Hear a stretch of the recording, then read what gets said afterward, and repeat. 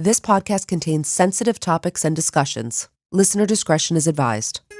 Was the sudden death of a teenage girl at a Christian boarding school an isolated incident, or was it part of a culture of abuse? This is the Naomi Wood story.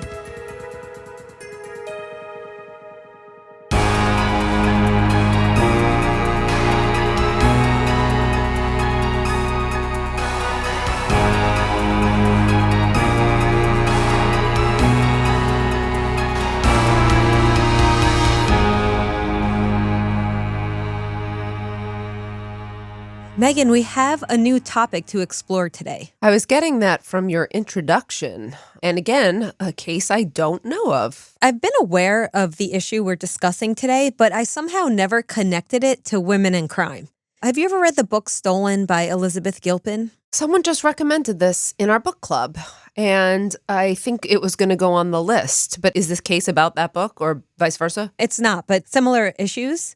Ah, yes. I know the issues in that book, so I think I understand why you're covering this, and I know you read that book. I would suggest you read it for a book club. I think that would be a great one. Okay. I read this book years ago and kind of forgot about it, and then I was listening to my very favorite podcast, Armchair Expert, with Dax and Monica, and they interviewed Paris Hilton.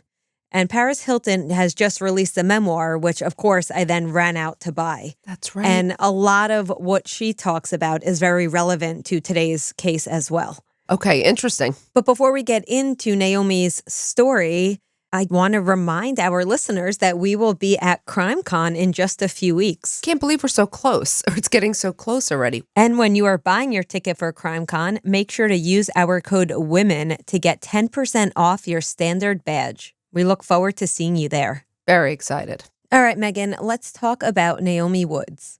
Naomi was born in 2003 in West Africa in Liberia, which is Africa's oldest republic. And while there's no information available on the first 2 years of her life, at age 2, she was adopted by an American family from Vermont, Al and Debbie Woods. Al and Debbie had met at a small Christian college just outside of Boston. And after they graduated, they decided that it was time to start a family.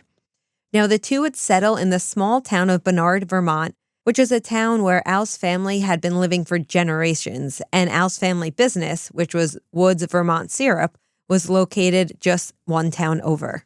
The couple would go on to have 3 children, Jeremiah, Jackson, and Christian. The family of 5 was very happy, but the family was not yet complete. A couple of years later, Al and Debbie decided that they wanted to open up their home to children in need, and they began looking into adoption. In 2005, Debbie and her sister took a trip to Liberia, and that is where Debbie met and adopted 2-year-old Naomi and her 1-year-old sister, Zoe. It's so nice when children are adopted and they are able to be adopted with a sibling. Oh, it's so heartbreaking when they're not, so yeah. Debbie took her 2 adopted daughters back to Vermont, where they would meet the rest of the family, and the girls seemed to quickly acclimate to their new homes, and they were all really one big happy family. In fact, the new family was so happy that Debbie and Al decided they wanted to adopt yet again, and they brought home another Liberian child, a son named Bill, who was 9 years old, and this would be about 2 years after they brought home the 2 little girls. It's quite a family. It is. And, they lived in a predominantly white neighborhood, and 3 of their 6 children were Black, but they were really accepted with open arms. The children were very happy in their home, and everyone in the community treated them with love and kindness. The family also was very involved in the local community and also the church. Now, Naomi and Zoe, the 2 sisters, they were very close, and they had even shared a room. However, as they got older, they would become 2 very different people, and they would develop different interests, and eventually they kind of grew apart a little bit. And in addition to growing apart with her sister, Naomi would also fight with her mother as she got older. And Debbie would later state in an interview that she felt like she was never doing right by her. Now, Debbie was worried that she was letting Naomi down, and so much so that she would join an adoption support group, and she would also seek out family coaching, hoping that this would help her and Naomi improve their relationship. But unfortunately, Naomi started to misbehave even more. And after all these other options weren't working, her parents felt like they were no longer able to help her. So they started looking into other options, and they would end up sending her to Kern Hatton Homes for Children. Now, this was what's known as a charitable home/school. This one had been around since 1894, and it was for both boys and girls, ages 6 to 15, who were affected by tragedy, social or economic hardship. And this was located in Westminster, Vermont. How bad, when you say acting out, like how bad was this situation? I'm not sure, to be honest, Meghan. I didn't read any reports of violent behavior. Right. I can tell you that Naomi did have a history of sexual abuse and also depression and anxiety. So perhaps they were just trying to get her the help that she needed. Yeah, okay. Now, the problem with this school is, the Woods were not aware of where they were sending their daughter because right before they enrolled Naomi, the school had been investigated by the state for allegations of abuse. In fact, Meghan, they had allegations of abuse that dated all the way back to the 1940s. Now, we're talking not just one or two allegations. There were over 50 survivors represented by 5 different law firms, all bringing forth allegations of sex abuse. And actually, in 2021, one of their former employees was indicted on some of the charges. Okay. Now, this investigation was not highly publicized, probably due to a good PR firm. So, the Woods had no idea that they were sending their daughter to a potentially dangerous environment.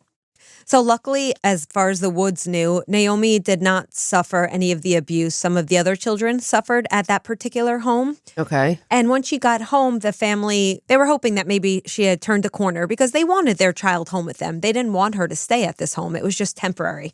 Okay. Unfortunately, Naomi's behavior had not changed, and she continued to act out. She was caught stealing alcohol from a local store where she worked. She also would often lie to her parents about where she was going and who she was hanging out with.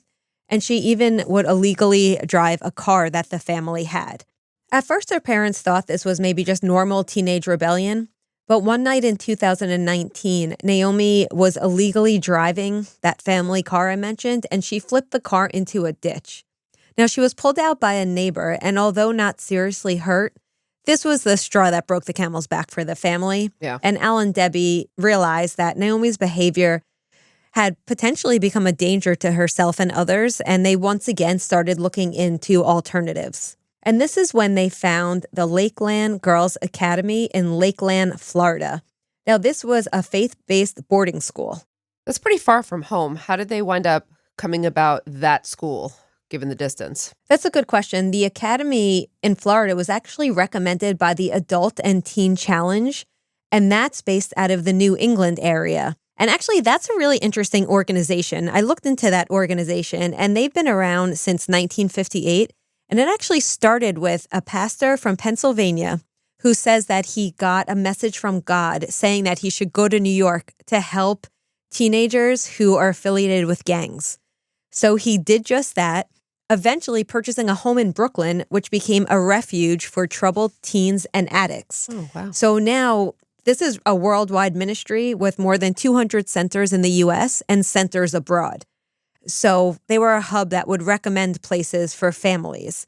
The purpose of Lakeland Girls Academy was to rehabilitate troubled teens through teaching lessons from the Bible and practicing Christianity. Now, this was a small boarding school, only about 20 to 40 girls at any given time, and it was just girls 8 to 12 years old, and it was for girls who were struggling in some way. Okay. And so Debbie went to visit the school, and she thought it would be a perfect fit for Naomi. She really liked what she saw. The school offered many activities, such as horse therapy, and they even had in-family counseling where parents can come and join their children in counseling services. In addition, this was actually convenient for them because one of their sons was attending college in Florida. Oh. So they figured they would be able to visit Naomi and her brother in the same trip. So this seemed like a good option for them. And on February 4th of 2020, Debbie brought Naomi to Lakeland Girls Academy, and she signed all of the proper drop-off paperwork. And Meghan, there was a lot of paperwork. Oh, I'm sure. Do you know how long? Is this a program that you determine someone's finished when they're rehabilitated, or is there a specific length on this? I believe that it depends on the child. If I recall, a lot of them that I looked into require at least 6 months. Right, sure. And then from there, I think it depends on the situation. Now, one of the forms that Debbie had to sign was called the Christian Conciliation and Arbitration Agreement. Now, this document would become important. Sounds complicated. What is it? The name doesn't give it away to me. No. So the document detailed that if parents had any disagreements about the way their daughter was being cared for while at their school, or if anything happened to them, the issue would be resolved using Bible-based mediation, and the school would not be held legally responsible. Wow. So in layman's terms, it essentially keeps the family from taking legal action against the school. And also, it made clear that they would solve problems within the church's rules rather than legal rules. Well, I mean, that's something you have to really consider before making a decision like this, I would say. That's a huge factor. Yeah, I mean, this would maybe set off red flags for some people. But something I learned is that a lot of institutions have what's known as hold harmless agreements. And this is often used as a release of liability in a contract, and it protects one party from injury or damages caused by another party. So I never knew much of these, but apparently they are not as rare as I would have thought. And Debbie didn't think anything of this form. I mean, the school seemed to have a good reputation. Yeah. I don't know if it was just something she just trusted them, or maybe she just didn't, think much of it. But she signed the form and she didn't think she would have anything to worry about. She was probably also very desperate at this point, hoping to find any place to help them heal their child. Yes, I agree. I bet a lot of parents have a sense of desperation while they're filling out these forms.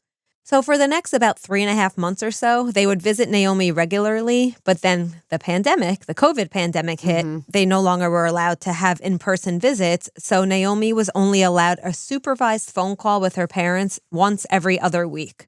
But regardless of this limited contact, Debbie and Al thought that Naomi was thriving at Lakeland Girls Academy. They really had no reason to think otherwise. That's very limited, though.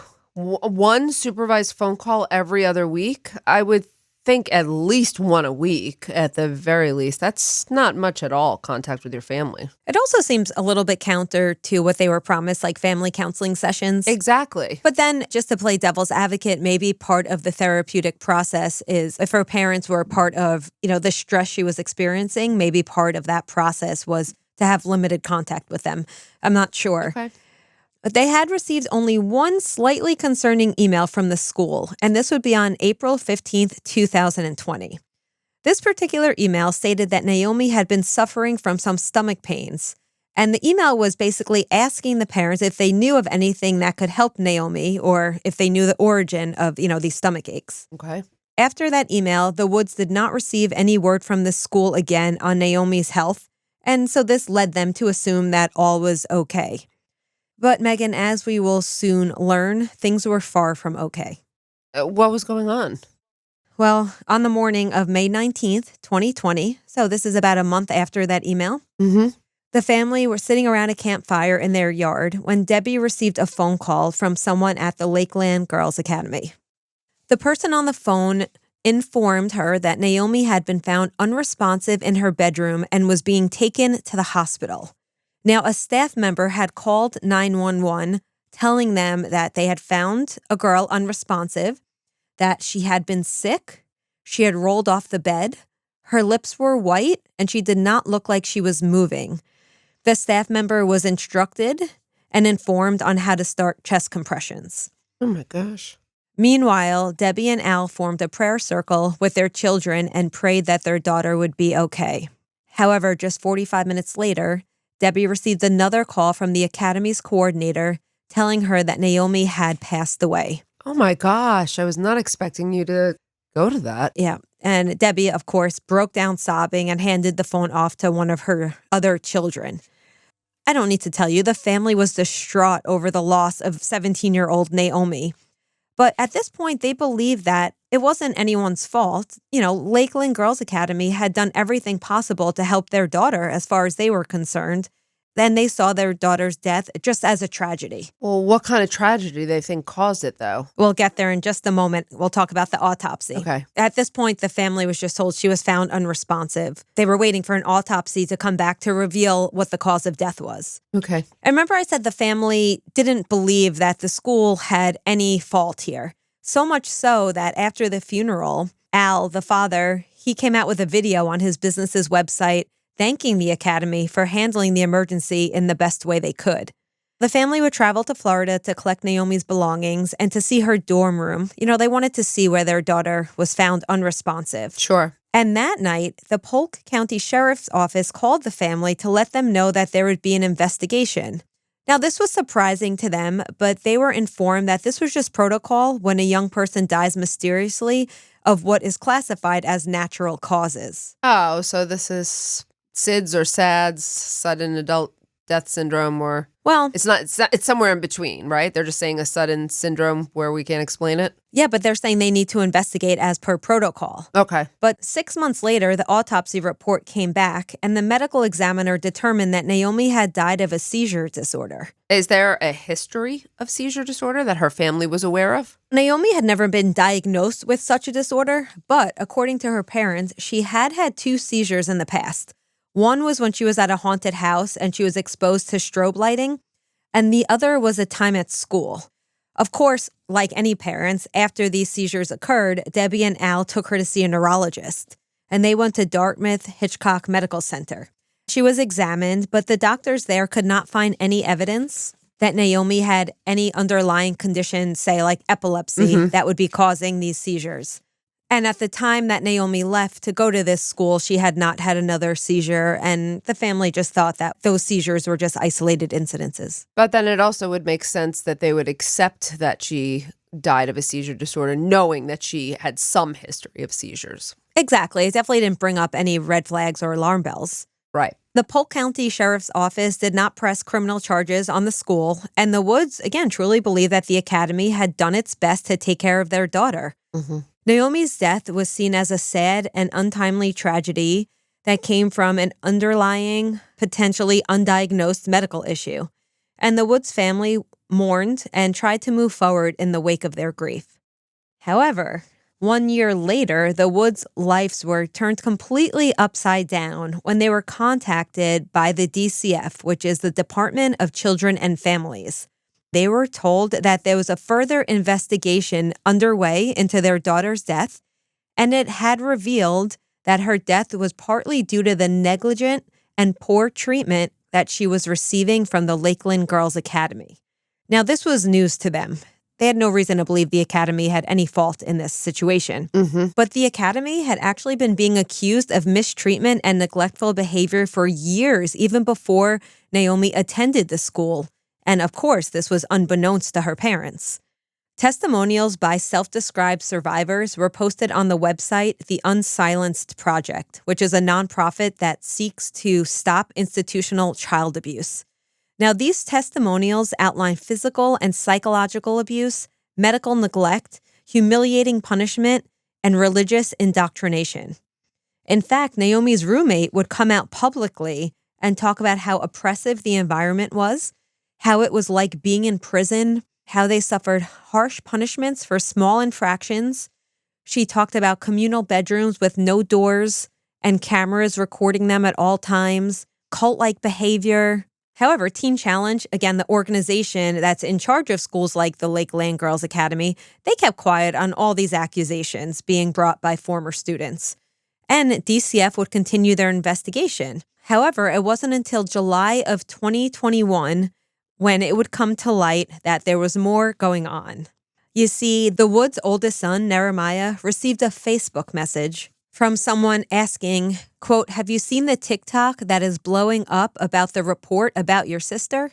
Of course, he did not know what they were talking about, but he got online and he was able to access a full report written by Dr. Carol Lilly, the Florida Child Protection Team's medical director. Now, the report stated that back in April of 2020, Naomi had asked to see the school's doctor to talk about some chronic stomach pain that she had been experiencing.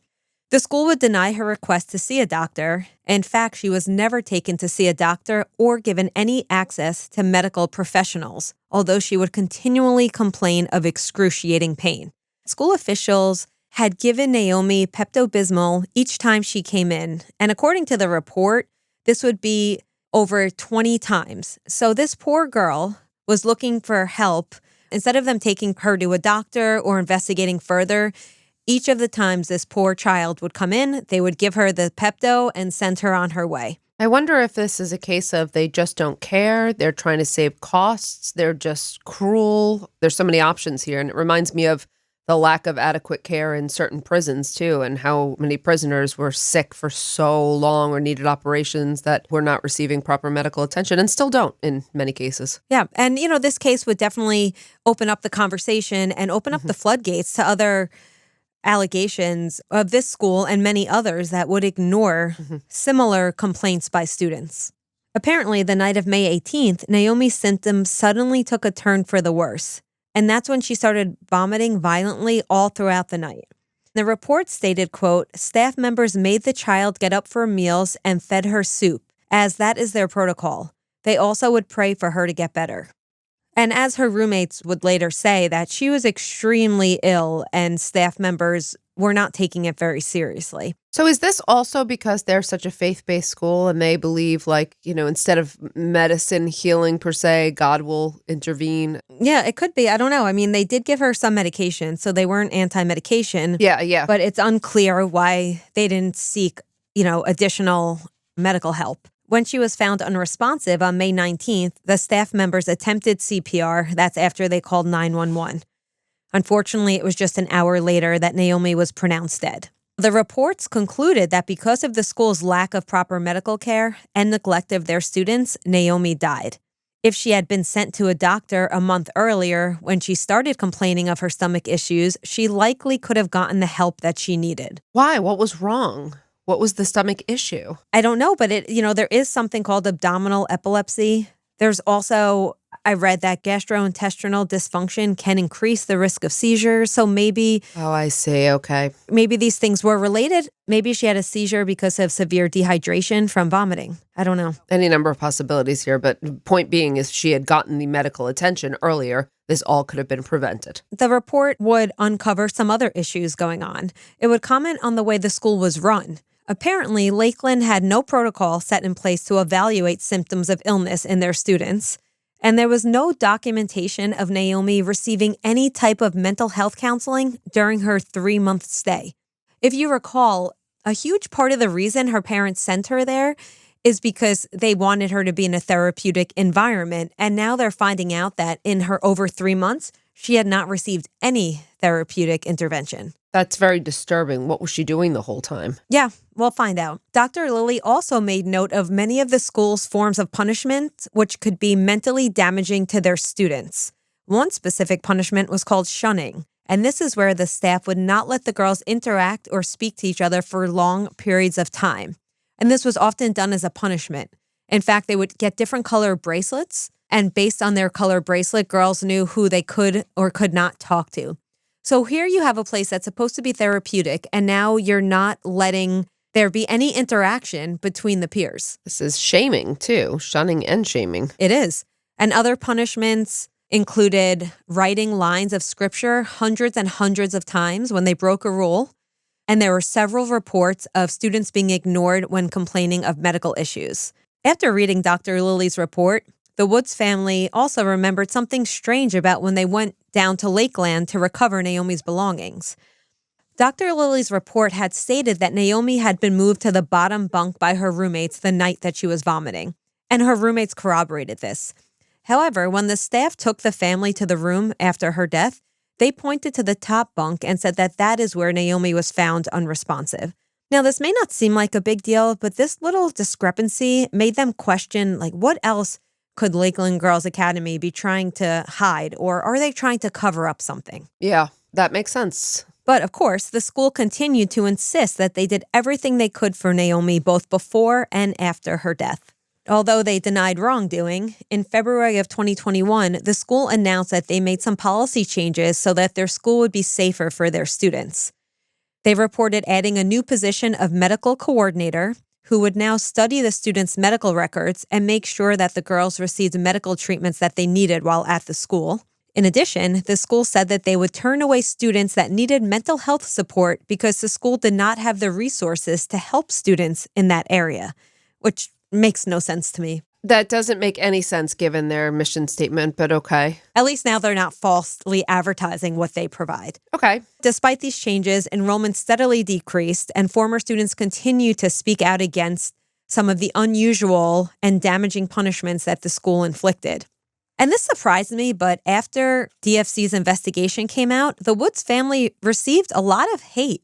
There are many comments on TikTok that blame Naomi's parents for her death because they said it's their fault because they should not have sent her to a place like Lakeland Girls Academy in the first place. That doesn't surprise me that they would blame the family. No. Of course it doesn't surprise me because we know how mean strangers can be on social media.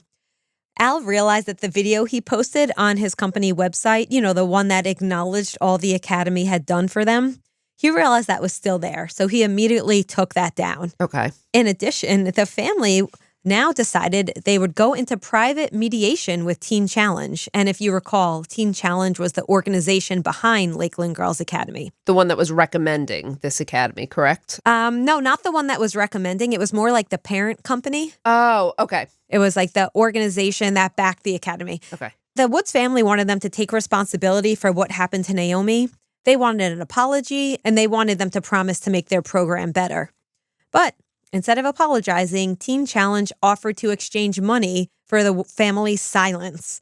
The family refused, and of course, the mediation then fell apart. You ever see the movie A Civil Action with John Travolta? Mm-mm. It's based on a true story, but it's about, I think, an electric company is, dumping materials into the water and people got sick. And I remember in this movie, the lead plaintiff is saying all she wants is an apology. And he turns around and he says, money is the apology. Oh, geez. It's a haunting line, but it's a way it's not really an apology. It's just, we're going to pay you off to please be quiet. And that's how these things usually work. Did the family accept this or did they rebuff the settlement? What happened? Well, as many would, they filed a wrongful death lawsuit in civil court. So on April 27, 2022, in Polk County, they filed this against Don and Holly Williams. Now, Don and Holly were the head administrators of Lakeland Girls Academy at the time of Naomi's death. They also filed a suit against Teen Challenge of Florida and Adult and Teen Challenge USA. Now, Adult and Teen Challenge is the one that recommended Lakeland Girls Academy, the one that's based in New England. Yeah. All right. The school tried to get the lawsuit dismissed based on the hold harmless contract that Debbie had signed. Remember when Yes. Naomi enrolled? Yes. And again, this said that any issue the family had with the school would be dealt with in a Christian matter and not through legal means. And? A court date was set for September 21st, 2022 to see if the suit would move forward. I have not found any recent information about the progress of the wrongful death suit and, where it is in the court process. Okay. However, I can tell you that Lakeland Girls Academy closed its door in the spring of 2022. So did they close their doors specifically because of the attention Naomi's case got, or was it because of the culmination of all these other cases and this was just the straw that broke the camel's back? Do we know? The answer is yes, both directly and indirectly, because it was partially due to the controversy behind Naomi's death, but also the decline in enrollment that stemmed from the controversy of Naomi's death. Because they received Which makes sense. Although I hadn't really heard of this case, when I was doing research, I was happy to see that it was somewhat widely reported compared to other cases that we sometimes see swept under the rug. Sure. Now, Naomi's brother, Nehemiah, along with other members of the family, now they have made it their mission to raise awareness about the abuse and neglect that some teens experience in these types of religious schools and programs. In fact, Meghan, he currently travels the country to speak on these issues and to bring regulation to these programs. He even recently traveled to Washington, D.C. and spoke to bipartisan lawmakers about the issue and held a nighttime vigil in the city in Naomi's honor. Wow. It is nice when families become advocates after, because so many families who've suffered these tragedies, they go out. Mm-hmm. We've covered so many of these cases where a family member becomes the face of kind of a movement and really advocates and does a lot of good. Yeah, he's doing even more because after he finishes college, he plans on going to law school because he wants to help reform what's called the troubled teen industry. And I'll go into that in just a moment. Okay. I just want to give you one more point about what the family is currently doing. All right. They're lobbying for the proposed federal legislation that's known as the Stop Institutional Child Abuse Act. It would strengthen protections for young people who live in these care settings, such as, residential treatment centers or therapeutic border schools. I think that's great legislation. There has been similar legislation that has failed to gain traction multiple times over the past decade, but people are more hopeful about this one because the Woods have met with both Democratic and Republican lawmakers.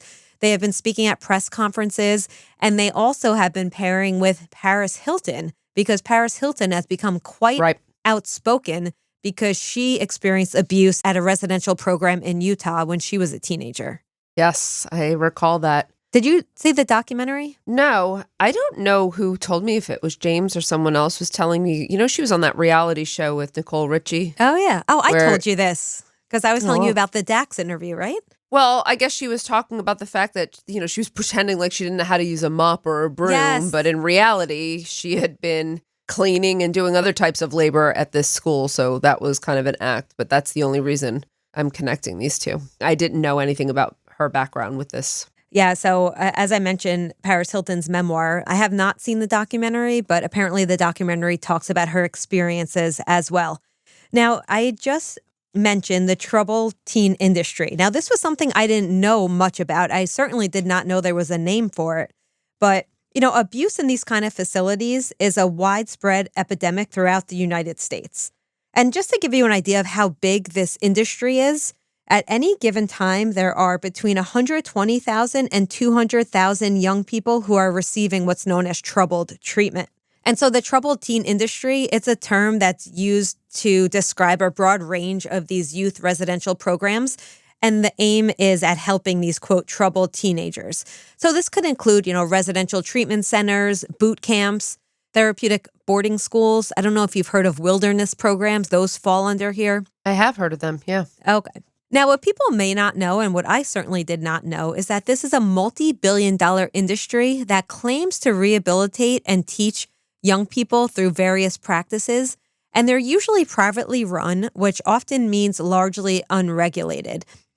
Now, you have these vulnerable young people who are often struggling with mental illness, substance abuse, learning disabilities, probably more than one of these. Mm-hmm. And they are sent to these schools that are supposed to help them, but oftentimes they're making things much worse. As of recently, this troubled teen industry has encountered many scandals. Besides institutional corruptions, there's been child abuse and, of course, deaths. Naomi is not the only case. There are several cases that are very similar to Naomi about young people who die while they're at these types of schools. So why do these religious schools believe that these harsh punishments will rehabilitate troubled teens? I mean, is this the treatment that they really need? Or do these young people need strong family figures in their life? And while, faith in a certain religion may be able to help, it's possible that having too strict of a punishment may just make the behavior even worse. I mean, this is the origin of prisons in general. Remember, the original prisons that were designed with hard labor, religion, kind of learning through obedience, silence. So these are almost the core principles of our original prisons developed, in the 1700s. Obviously, you can't have a situation in which there is all hard labor and no medical attention either. There has to be a balance at these schools as well. And if they promote treatment, then they have to actually provide treatment that is mental health treatment, counseling, cognitive behavioral therapy, all of the above. And so there probably should be, I believe, in chores, tasks, schedules, structures, of course, in some of this, but it should never be extreme and never should be without the guidance from very highly qualified medical personnel, especially when involving children. And they should be regulated. That's the problem we see with private prisons as well. When you have these private institutions, they often go unregulated, and that leads to even more issues.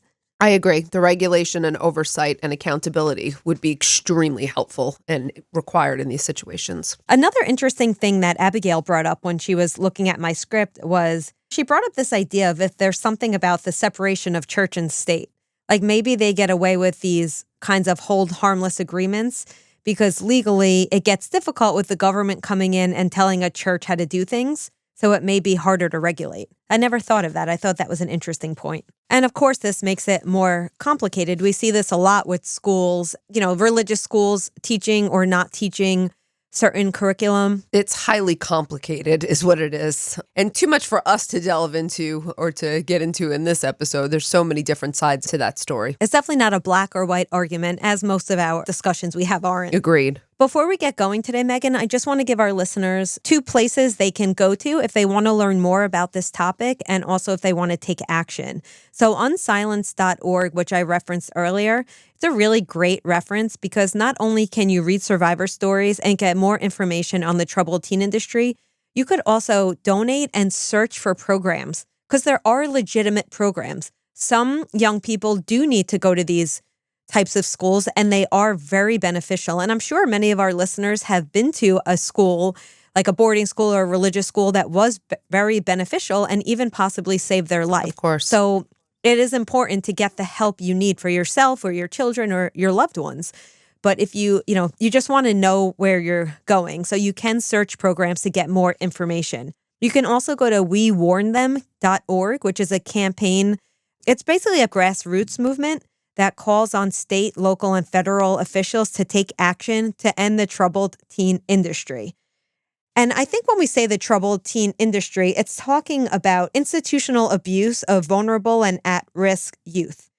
Again, there are some places that are doing a great job, and those places should not shut their doors. But some places, it might be time for them to. Either of those websites, you can educate yourself, you can search different schools, and you can also donate to the cause if you feel so inclined to. Well, that's great. It's a very sad case. I hope to see some strong resolution to it. Glad to hear that the institution closed its doors. And thank you for providing all the resources and, places people can go if they want to, or ways they can become involved or more informed. As always, we appreciate it. We appreciate you all joining us today for this important conversation, and we will catch you next time on Women in Crime. Women in Crime is hosted by Meghan Sachs and Amy Shlosberg. Our producer and editor is James Varga. Music composition is by Desert Media. If you enjoy the show, please remember to subscribe and leave a review. You can also support the show through Patreon, where you can get access to additional ad-free content such as virtual happy hours and an extra full-length episode each month. For more information, visit patreon.com/womenincrime.